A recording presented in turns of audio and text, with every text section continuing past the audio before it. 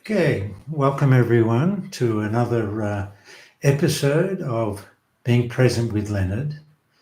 Um, I believe, this is week 11.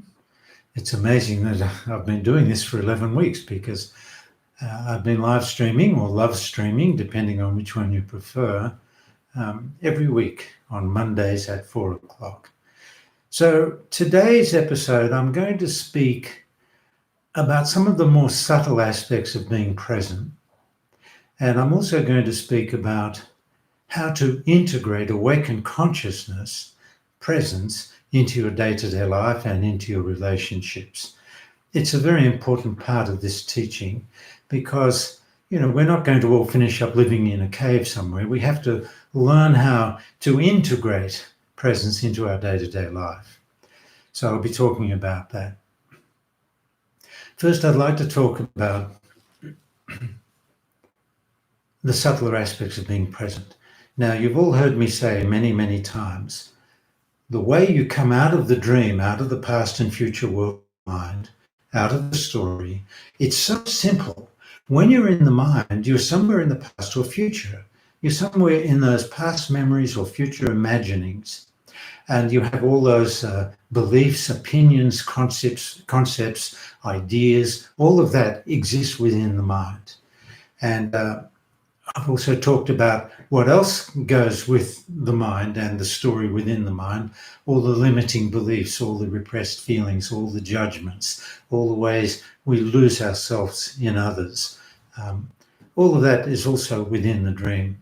So I shared with you how to very easily, simply, and instantly come out of the dream and become present. It's as simple as bring yourself present with something that is here in the moment with you. If you can see it in this moment, you can be present with it.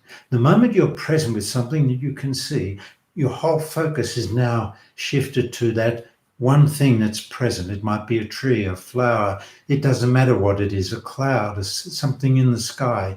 It doesn't matter what it is. But the moment you're truly present with something that's here in the moment with you, you come out of the past and future. Now you're here. Now you're awakened. You're an awakened being. So the whole emphasis is on you coming out of the dream, out of the mind, out of the past and future into the present. Now you are present with what is here. There is you present, and then there is the present moment revealing itself to you. There is a step beyond that, and it's a very, very subtle step. As you remember presence and you bring yourself present with what is here in the moment with you, you'll open into peace. You'll feel peaceful. The dream will just dissolve. The feeling of being separate will dissolve. You'll begin to open into oneness. Your mind will be much more silent, if not completely silent. You're utterly here with what is here. So you've brought yourself present with what is in the present moment with you. Hallelujah.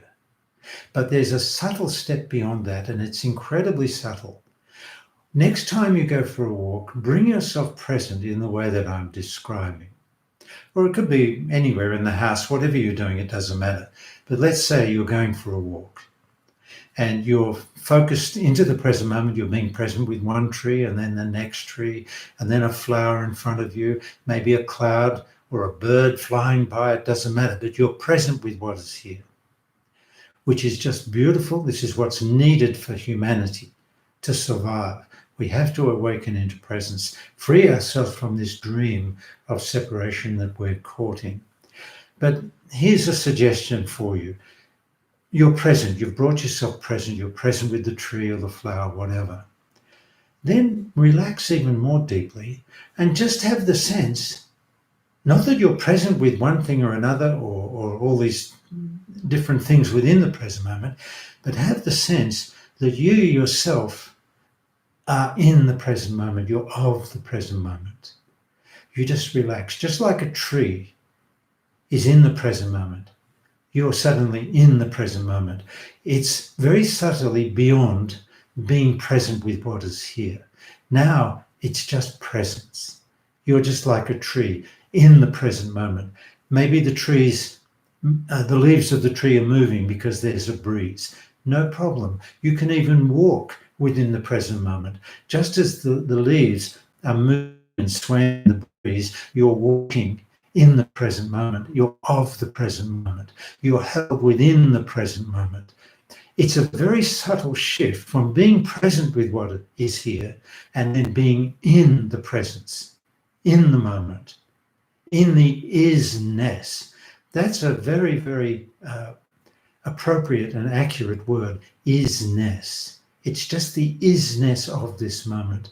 Everything is what it is. Everything exists as it is, including you. You've just basically become immersed into the moment of now. You're immersed into isness. Now, this is at the very deepest level of presence. It's so simple. You can be present with what is here. Now you are what is here.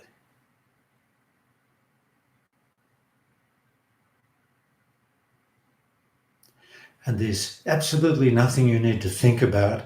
Any thought that arises about this state of oneness that I'm describing, this oneness, any thought about it will take you out. It might not take you out too far if you don't think too much about it, but the more you think about it, the further out you go away from the very experience you're thinking about. So we all need to relax. We need to recognize when we're in the dream, when we're in the mind, when the mind is thinking, when thoughts are arising. We need to recognize it all and recognize when we shift into presence. I would say this is one of the most important things that can occur in the life of a soul on this journey of awakening. And this is what I'm referring to. When you are crystal clear about the difference when you're in the mind, in the dream, in the story, and when you're present, you have to become virtually expert at it, not with the mind, but you just know. You know you're in the mind. It's so identifiable. It's so easy for you to say, oh, I'm caught in the dream. I'm caught in the mind. Even if you can't come out of it right now, in this moment, even if you can't come out of it, it's so important to recognize that you're caught in the dream. And then instead of trying to fix the dream or deal with your life within the dream, you realize, oh, I'm caught in the dream. Okay, how did that happen? How did I get caught in the dream? How do I keep myself in the dream? Who am I and who have I become in the dream? Living lifetime after lifetime in a world where no one is present. Who have I become? How do I keep myself in the dream? What do I need to let go of to come out of the dream? But the point is, you're very crystal clear about that distinction. Now, there is a test. I call it a test of presence. How do you know when you're present? Well, it's kind of like this. Your mind is silent and you just feel utterly present with what is here. You might be focused very, very precisely into one thing, or you might be focused and more open and wider focused, where you're basically one with everything in front of you, just as I am in this moment. Or you can narrow it down if you like and be present. Now I'm present with this microphone. I'm still aware of everything around me, but now I'm present with this microphone. My primary focus is on the microphone. Or it could be anything in the present moment. It could be on the camera lens that I'm looking into right now. I could focus on that. Or I could do that wide angle focus where everything is included. When I say everything is included, I mean everything in your present moment experience. Everything that is actually of the present moment and in the present moment. For example, right now, there's a wall behind me which you can see. So by seeing that wall, it's a part of your present moment because you can see it. You're not imagining it, you're not remembering it. You're seeing it in this moment, therefore you can be present with it. Or anything on that wall. You could be present with the frame of my glasses. It wouldn't make any difference. Or the collar on my shirt. You're just present with something that is here. Rather than lost in the mind, lost in memory and imagining, and all sorts of ideas and concepts and opinions and attitudes. Now you're here. So you relax, become more and more present, and then open up into that deeper level you are, where you are of the present moment, just like the tree is of the present moment. Everything actually is of the present moment, including you. So even if you can't come out of the dream, that's okay. At least you know the distinction. And then slowly, slowly, you learn the art of deepening into presence and bringing more and more conscious awareness to the dream itself. What is the theme of your dream? How did you get caught in the dream? Who are you in the dream? What's holding you in the dream? So you just get to know more and more the dream, but you're recognizing it from presence. It's like everything is being revealed before the presence that you are, the pure consciousness that you are. So let me move to the next aspect of this. How do we integrate awakened consciousness into day-to-day life and relationships? Well, it's actually very simple. Slowly, slowly, you're opening into presence, and all the qualities of presence, which also are all the qualities of God, begin to flow into your life. It's really that simple. And whenever you notice you're out of alignment with peace or love or calmness, whenever you notice you're out of alignment, maybe judgment is arising, maybe anger is arising, maybe blame is arising. It doesn't matter what's arising, but you know that's from the dream. So don't follow it. Just say thinking or judging or blaming, then back to presence. And slowly, slowly, presence will open up within you and express as you in the world. People will feel it. Now, when you're present, there's no blame, so you're not going to get caught up in blame or anger or guilt or judgment. Just be peaceful and calm, be open, be friendly, be loving, and be present. More and more be present. Now, you're going to run into a lot of people in your day-to-day life that are not present. Probably the majority, if not all of them. So what do? You can't go losing yourself looking for love. That's just one of the ways you lose yourself in others. In my dream, I don't feel loved. Will you at least love me? Well, that takes me further into the dream. Will you at least accept me? That takes me further into the dream.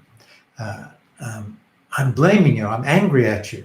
That takes me further into the dream. So I have to bring all these things to consciousness as they arise within me, not later, but as they're arising, and then gently recognize, the dream, and very gently disengage.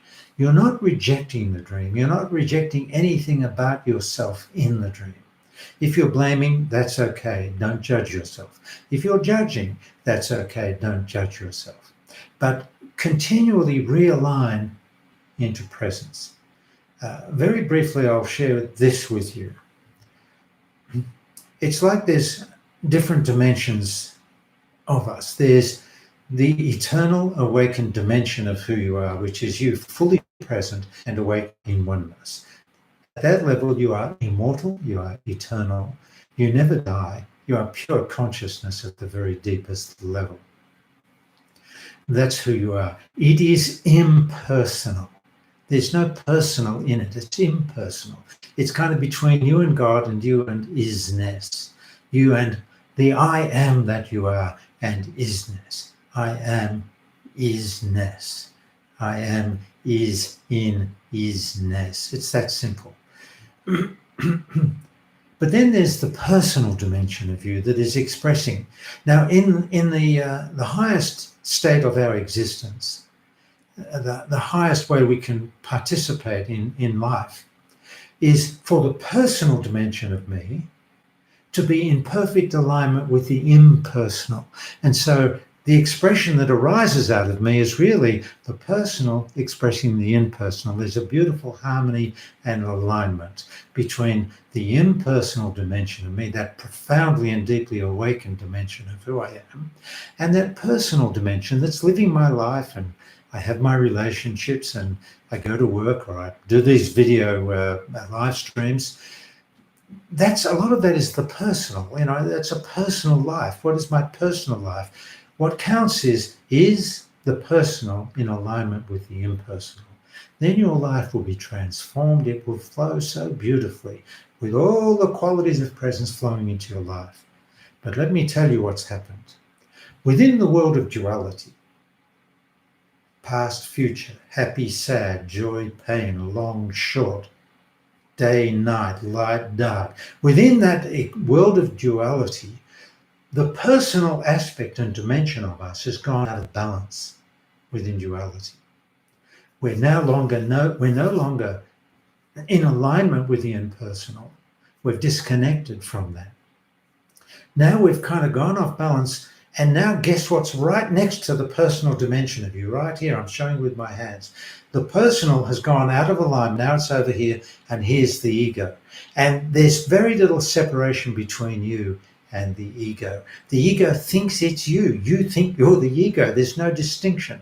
So what has to happen is, as you follow the two steps of this teaching, then the personal begins to move back towards the alignment with the impersonal.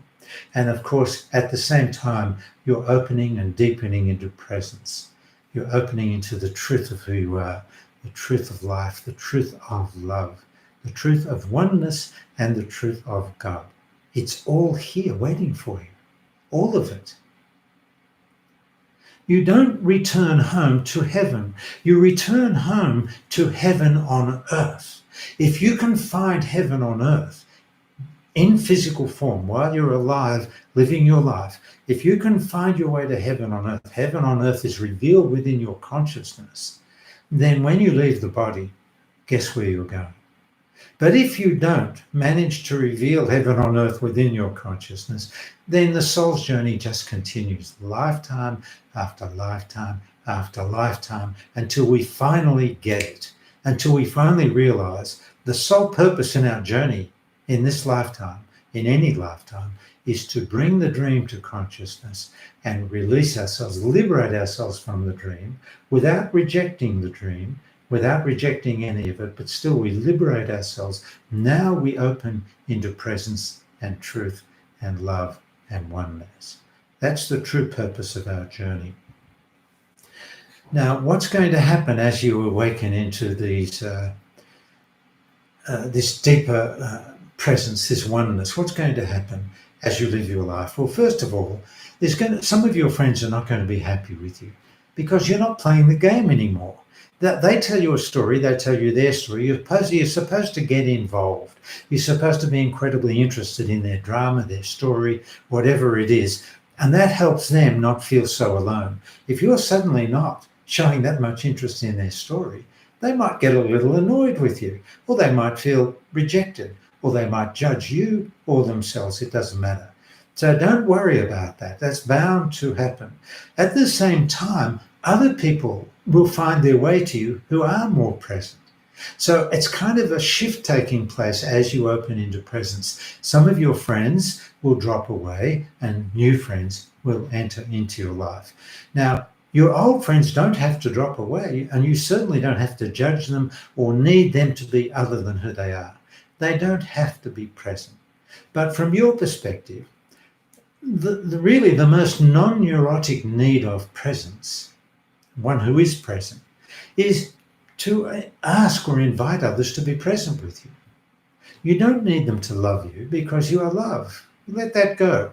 You don't need them to accept you. Let that go. Stop losing yourself looking for acceptance from other people who are also looking for acceptance. You are the energy of acceptance. Remember that. Remember who you are. Come back to who you are. What is. There's no judgment. Now, of course, if something's unpleasant or you feel you want to make a change, if you can change something, change it. But if you can't change it, then you really would be wise to relax and be present with it and accept it for what it is. So things will change as you become more and more present.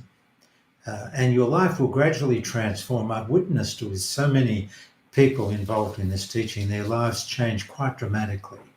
But it's not up to me and it's not up to this teaching. It's what you do with this teaching, or for that matter, any other teaching that you're following.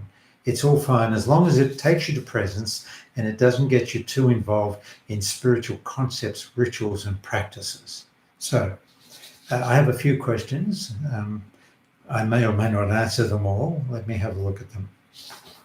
What's this one? Well, that's very close to what I was just speaking of. This is from Stephanie from California.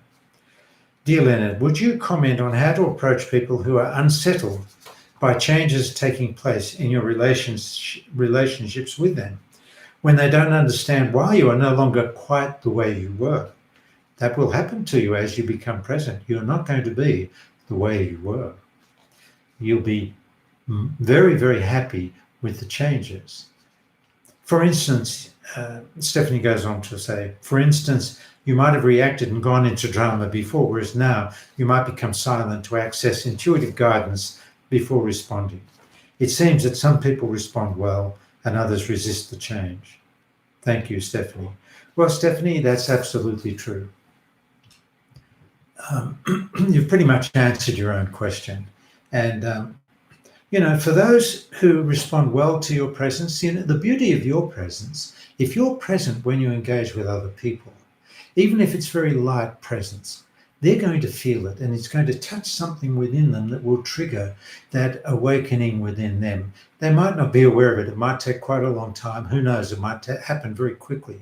But your presence has the power to trigger the presence in them, the awakening of presence within them, as long as you're present. Now, don't be a proselytizer. Don't try and convert people. Don't be a preacher, and certainly don't be a savior. That's like really asking for trouble. But there's nothing wrong with saying to people, all I really would like is if you'd be present with me. Could we be present together? And it doesn't have to be serious. Or somebody might be telling you a very long story. I do this all the time. If somebody's telling me a very long story, I just go like this. And they will usually stop.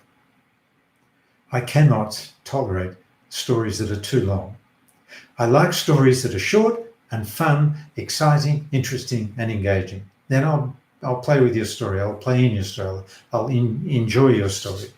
But if it's long and detailed, no thanks.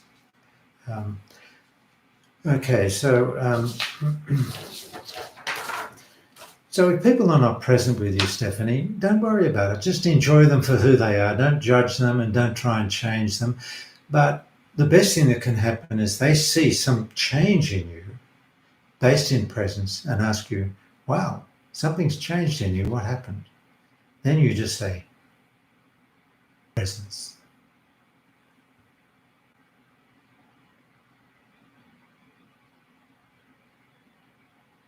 Be present with me. And I'll say one other thing that's quite interesting. When you're present, it's very easy to see when others are present or not present. It's very easy. It's even easy to see when you're truly present, a thought arising within the mind. You don't always know what that thought is, but you certainly know when a thought is arising. You can see it instantly. Doesn't mean you judge it or try and change it for other people, but that's because you're very aware of your own thoughts as they arise within your mind. So, yes, most of the time people are trying to drag each other into their individual personal dramas, and not really a good idea. What I like to say is it's taken me a long time and a great deal of effort to free myself from my dream. Don't drag me into your dream. If you drag me into your dream, if I allow that, it could be much harder to escape.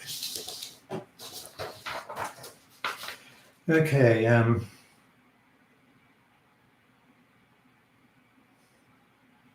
right, well, I'll read this question. This is from Tom from Sweden.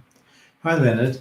I love to listen to your teachings. In episode 9, Time and Timelessness, you spoke about finding a balance between the timeless world of now and the world of time. You talked about how a deeper state in the timeless world of now would be the death of one's life as we know it, and that such a person would not be able to relate to the world of time. Okay, well, there's more to the question, but I really have to say something about that at this point. You know, when I spoke about that in time and timelessness, I was referring to the dimension of complete and total and utter timelessness. That's possible at that very deepest level of presence. It's possible to become so deeply present that time completely disappears. All sense of yourself as an individual completely disappears. Now, I guess the Buddhists would describe that as the ultimate samadhi. And that's great if you're living in a Buddhist monastery, or you want to get on a plane and fly to India and sit in a cave somewhere with a begging bowl. But that's not the model that's going to save humanity. The model that will save humanity is to awaken to the deepest, most impersonal dimension of presence, as I just described, timeless presence. You can open into that, hang out there, relax there, go for walks, sit, listen to the wind, the leaves rustling in the wind. It doesn't matter, but you're so utterly present. There's no sense of yourself as a separate individual. But this is, for most people, this is just going to be a few moments, maybe longer. I mean, for me, it was many months, but I needed caretakers. I couldn't have functioned in the world at that time. It's not the best model. Had I stayed at that peak of consciousness all the time, I couldn't be doing these live streams. I couldn't be teaching. I wouldn't know what I was doing. I'd sit in my desk. I wouldn't even sit at a desk. I wouldn't know what to do at a desk. So that's why it's so important to master the art of balance. You can flow so easily from the deepest level of timeless presence into the world of time without getting lost in the dream. You can play in the world of time without getting lost in the dream. And what I like to say is, if you're going to play in the world of time, then play well. Enjoy yourself. Why else would you participate in the world of time? Enjoy yourself, have fun, have adventures, discover different aspects of life, discover different aspects of yourself that you're not aware of yet. Stretch yourself, push yourself, engage with life, but always based in the deepest level of presence. You must always be able to come back like that.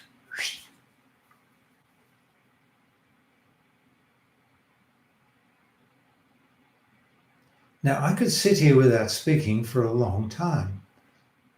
In between my words, there is silence. I don't know what I'm going to say next. I'm just saying what I'm saying now. But the silence remains. I'm just here. Now, if I had to, or shortly after this live stream finishes, I'm going to have to go back into my mind, switch off the live stream and do a few things to make it so it's available to people. Or maybe Jane and Jim will do that for me. I'm sure they will. But don't be afraid of the world of time. The dream is the problem, not the world of time, as long as you don't get lost there. What is the world of time without the dream? It just means you're going for a walk and you know where you're walking. You're walking towards the park. That's all. And if you want to stop walking, then you stop walking. Then there's no destination. Let's keep it all light and fun and non-serious. Awakening is non-serious. It's a playful exploration of who you are. I like to say to people, be an explorer of yourself. Who are you in the dream? What are the limiting beliefs? What are the judgments? What are the repressed feelings? How do you lose yourself in others? What blind beliefs are you following that your parents put into you or society put into you? What are your beliefs about anything?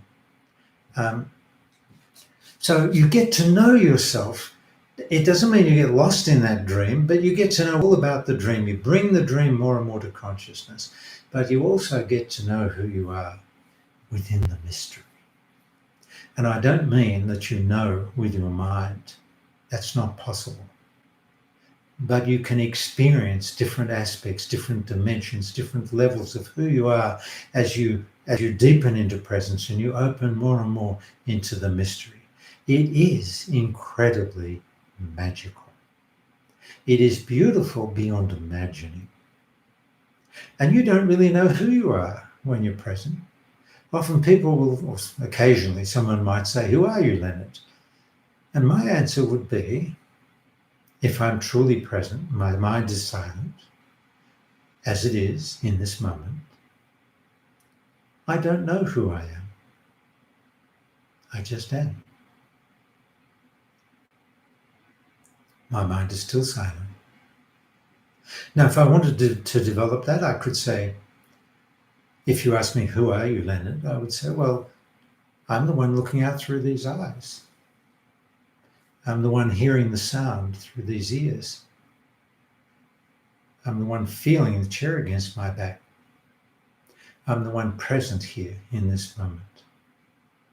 Who is present? I am. Who is I am? I am. End of story, end of dream. Now you're here. Who is I am? I am. And there is really nothing beyond that, and I am that too. And then beyond that, more, and I am that too. Just nothing, nothing, nothing, and on it goes. Pure consciousness, infinite pure consciousness, beyond all form and content. That's who you are at the deepest level. Okay, so what was the next part of that? Now, the way you put it had me thinking of a person who has dementia, and I'd kindly like to ask you to comment on that. Is there a parallel whatsoever between these two states of consciousness from a spiritual perspective beyond the world of time? Kindly, Tom. Okay, Tom, that's actually quite an interesting question. I'm not sure anybody has asked me that before. Well, if the person with dementia had previously been on a path of presence and awakening into presence and had experienced some level of presence or even a deep level of presence, I'm not sure whether dementia would develop from that at all, but let's assume it does at some level as one gets older and older and older. Maybe dementia of some kind develops. So what does that mean? Now, if the person with dementia could relax and just recognize it's okay just to be here. You don't have to remember anything. You don't have to know anything. It's kind of similar to the awakened state. You're just here, nowhere else. You're just here, present with what? No, not you're just here. Meaning you're not in the mind thinking. Anyway, there's a huge difference. To answer the question, there is a huge difference. With presence, I am utterly here. All of me is here, present with what is here. There's nothing holding back. I am here fully, completely, available to the present moment. Not the present moment available to me available to the present moment. That's what it feels like, just being available. Now with dementia, it's quite possible, and I don't know through direct experience, but with dementia, the person might not be in the mind or in the past or future. They might not have any memory, but it doesn't mean they're here. For you to be awakened, for there to be a parallel, you have to be here. Now, is it possible for a person with dementia to be shown how to just be here and somebody else is their memory? And somebody else can be my memory if I've got dementia. Somebody else can guide me and tell me this and tell me that. If I recognize that it's okay, I don't need to worry about it. Just relax and be present. Someone else will remember everything for me. Hey, maybe that could be kind of cool. Maybe that would be a good outcome. But I'd have to have an opportunity to experiment with someone with dementia to see if that would actually help them. It would be a very worthwhile experiment. But my sense of it is when a person leaves, they leave. So can you bring them back even without memory? That's the question. Can you bring them back and show them how to focus on what's here and how to relax and how to accept that they don't remember anything anymore? That doesn't really matter. The only thing that really matters is, are you really here? Okay, folks, I think that will do for now. I've been speaking for 35 minutes. That's long enough. Let me remind you, if I may, to subscribe, because That's one very easy way to find me if you're subscribed or to be notified of different events. I'm planning some different kinds of videos coming up in the future. I'm not sure when, but I thought I'd do very short, sweet little videos. For example, when I'm out walking in one of my hikes, or in the forest, or in the garden, or by a river, whatever. Or even if I'm eating a meal, just to share with you and encourage you to be present in many different situations. We all need someone inviting us into presence. In our day-to-day life, no one is inviting you into presence. So in a way, that's one role that I have.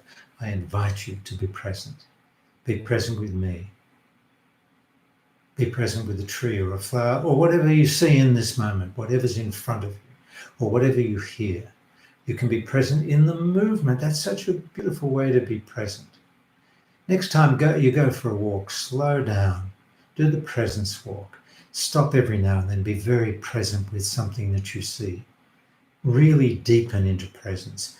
If it's a flower, speak to the flower. Tell the flower how beautiful it is. Thank the flower for being present with you.